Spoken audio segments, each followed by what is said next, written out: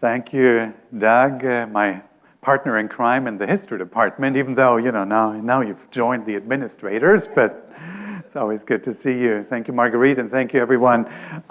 This is really amazing.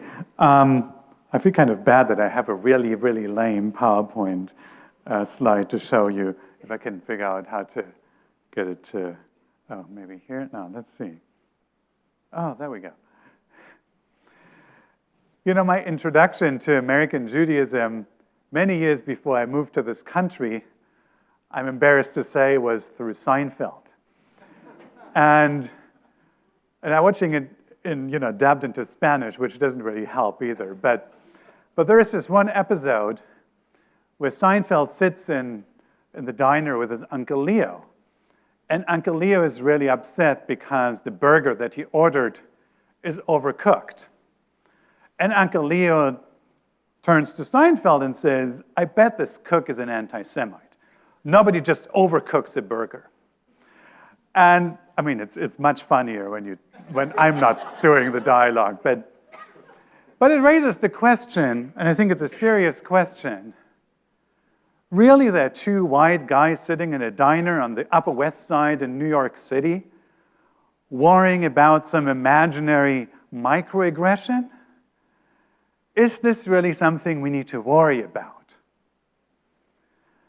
And as it turns out that anti-Semitism actually is still something to worry about, even in the United States, where, the history of Jews in this country has been, by and large, pretty good.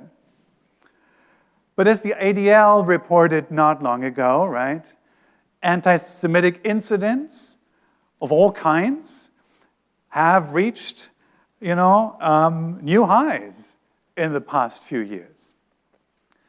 Doug Haynes mentioned the rally at Charlottesville, right? We had the most lethal attack on American Jews so far, with the attack on the synagogue in Pittsburgh in 2018. So anti-Semitism certainly is very relevant, and it's still out there. Now, it's often said that anti-Semitism is sort of the canary in the coal mine. When there is anti-Semitism, you'll see other forms of hate.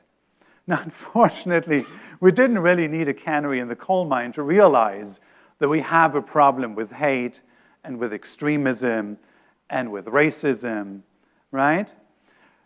But I think all these forms of racism and extremism are tied together with one another, and anti-Semitism, strangely enough, very often turns out to be the glue that ties them together. And you kind of see that, in these lovely banners that were put up in Orange County over Orange County freeways just this past December. And unfortunately, in the photo you can't see it so clearly. The bottom line, of course, is Jews. Because Jews, it turns out, in case you didn't realize, are responsible for all these horrible things, such as the Great Replacement. That was, of course, one of the ideas that the shooter at Pittsburgh was really obsessed about, that Jews bring in all these illegal immigrants. It turns out that Black Lives Matter is a Jewish conspiracy, as is critical race theory, which apparently is really threatening, as is, transgender rights, and so on and so forth. Irvine having a mayor with a Muslim-sounding last name, that is part of the conspiracy too. And that goes, I think, right to the core of what makes anti-Semitism so dangerous. Sometimes, I try to explain to students, what's the difference between the good old traditional anti-Judaism and modern anti-Semitism? And a really simplistic way of putting it is to say, well, traditionally, anti-Jewish hatred meant that you believe that all Jews are evil. Modern anti-Semitism says that all evil is Jewish. And it's an important distinction. And I think that's one reason why we need to really think about the role, the enduring place of anti-Semitism in this, space of hate, whether it's online or it's on campus or it's, in the workplace or in so many different places. Because this notion that anti-Semitism, that this kind of conspiracy is often the glue that holds together these otherwise, sort of disparate and strange kind of obnoxious beliefs that people hold, and that sometimes, will spur them to action, and indeed to lethal action. So right often, anti-Semitism, it's like people using anti-Semitic tropes. We say, why worry about anti-Semitic tropes? Maybe there are more important things to worry about.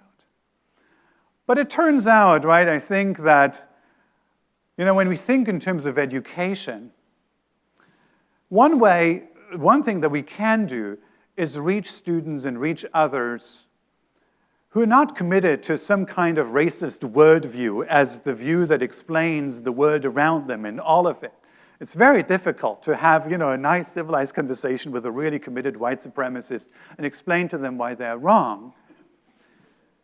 It's easier, but also maybe even more important, to talk to people who are not inherently committed to white supremacy, but where once they accept certain tropes, certain ideas, they're primed to accept maybe some other ideas that build on those tropes, and then yet other ideas that build on those tropes, and all of a sudden we find them inhabiting a universe where they would say, well, I'm not a racist, but, which is a phrase that we very often hear.